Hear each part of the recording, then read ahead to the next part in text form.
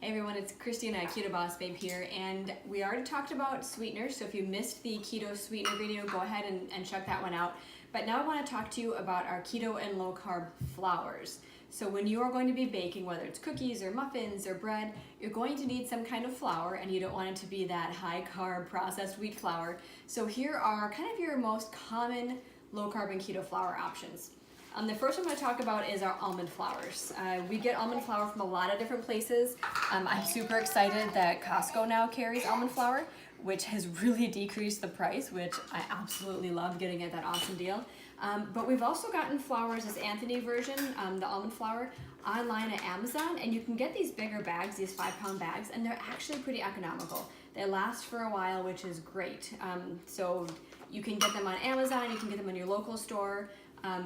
Some of the best prices though I can find are the big box, wholesale places like Costco.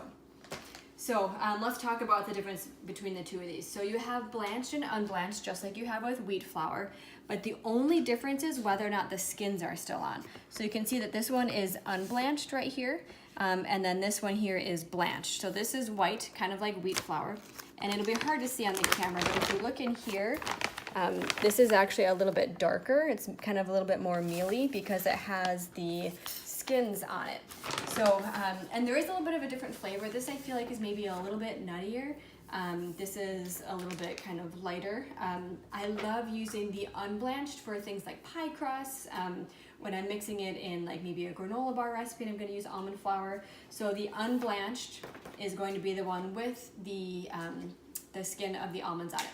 So the more common version is going to be your blanched almond flour, and that's what this is going to look like here, and you'll see that in most recipes. The great thing about almond flour is it is a 1-to-1 conversion with your regular wheat flour.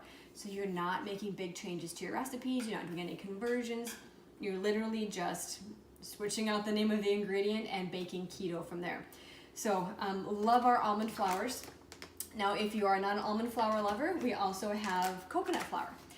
Coconut flour is a keto option as well, and no, it does not taste like coconuts when you cook.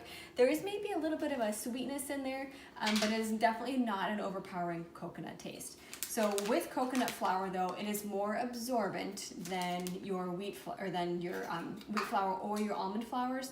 So it is not a 1-to-1 conversion. You will have to convert it either on your own or just find recipes that already use coconut flour.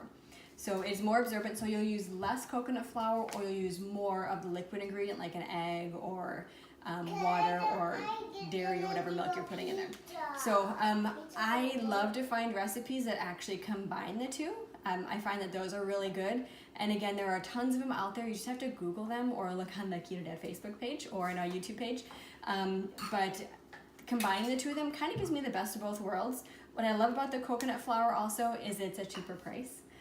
So these range from like $2 to $3 a pound, where the almond flours can be more up into like the 5 to $7 or $8, depending on where you're getting it from.